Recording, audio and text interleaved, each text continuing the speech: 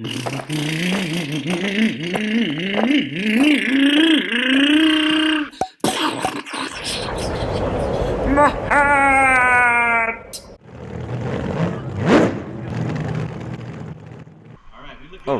this is USGT Set-Aboard race number 6. It's a beautiful day to come out and race, and I'm so glad we're racing. It's been a 2-month hiatus.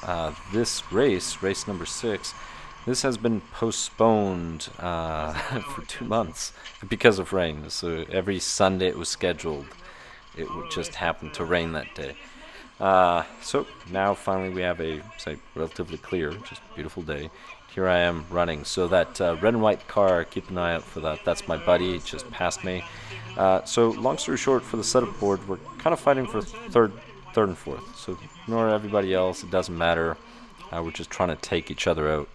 So as long as he doesn't get first place and I don't get last, or there's like 8-point difference between the two of us, everything should work out. So I just passed him. I actually have a lot of fun racing with him, because here at USGT we're usually pretty close. There's going to be a few mistakes here and there that's going to make the difference between the two of us, but he's still on video and he's keeping it together. I mean, this is, if you've ever played Mario Kart and you've ever seen the red shell, that's the red shell, and there's a reason why his cars are red. It's not an accident. Well, I guess it's an accident that I called him that once, and he liked it, which, to be honest, is a really cool name. I kind of wish he would paint more of a shell, just the lines on it. But he's gotten way better at setting up his cars. So back in the day, if you met him, say, 2 years ago, sometimes like screws would fall out, and then all of a sudden his steering wouldn't be steering properly. So you'd be driving, and then out of the blue, his car, just like a magnet, would boom, just slam into you.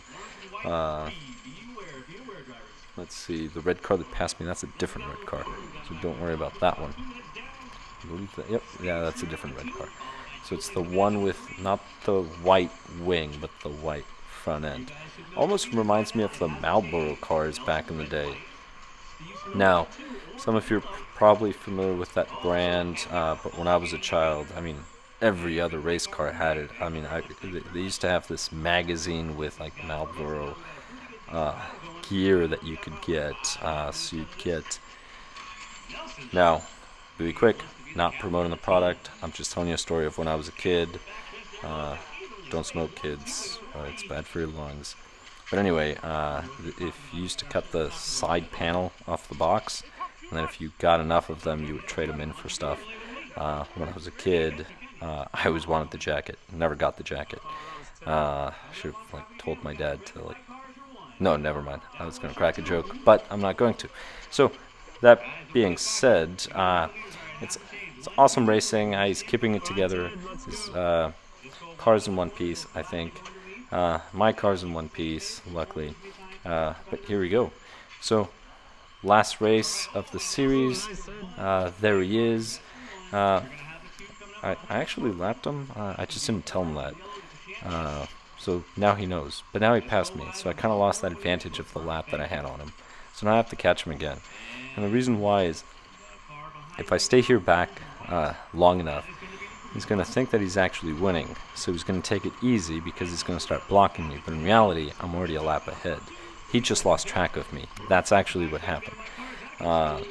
Which is cool. So anyway, Mr. Red Shell, if you're out there, first of all, Mario Kart's awesome. Second, yeah, I actually lapped you. I know by the time you see this video, you already know that. But the point is, it works out. So there he is behind me. Now he's trying to catch up. And he's trying to catch up because he's red. If he were yellow, he'd be trying to mustard. Although sometimes he musters the most ingenious accidents here on the track, I'll be honest. But there we go. So I'm running the Fantom 21.5 on this car. I like it. I like the Fantom Helix. The only thing is, I need to gear up because I'm geared low. The motor does run very, very cool, and I could use a little more top speed. See, sometimes Well, compared to that car, the acceleration, I did have pretty good acceleration, but then I had to get out of the way because the guy lapped me already.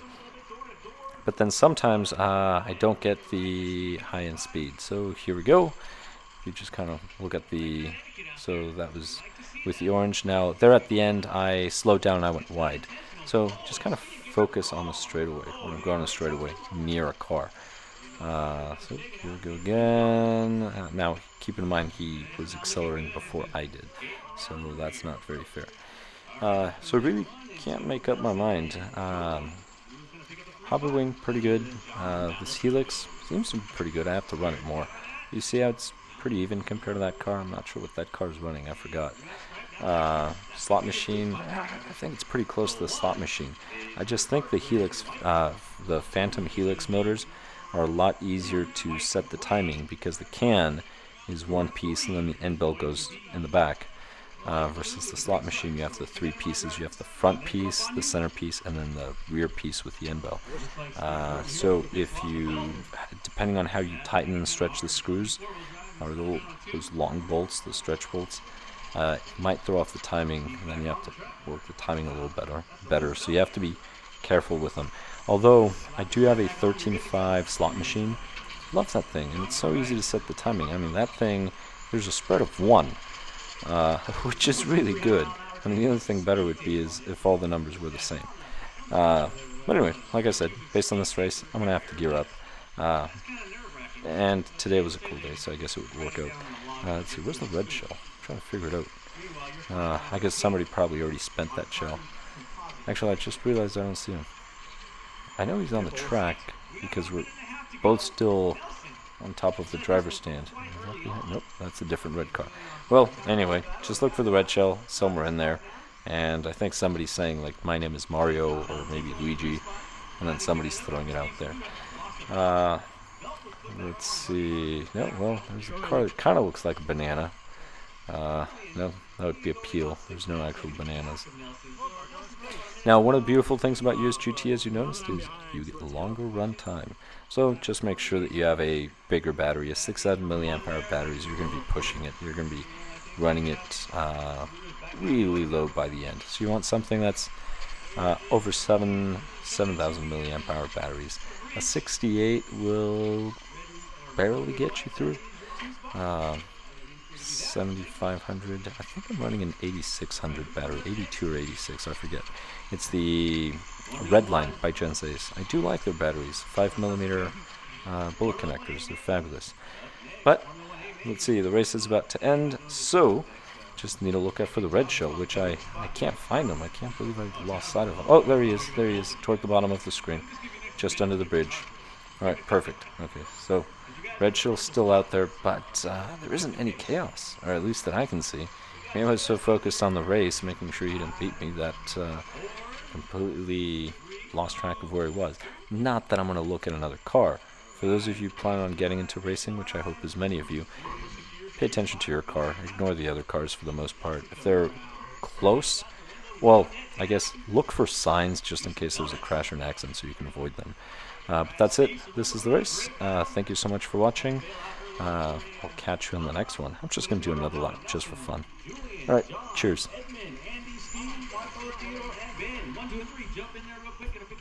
Oh, and just in case you're wondering, there's the red shell. Hey, nice race, bud.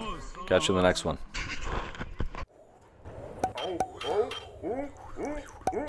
What? Oh, my hair!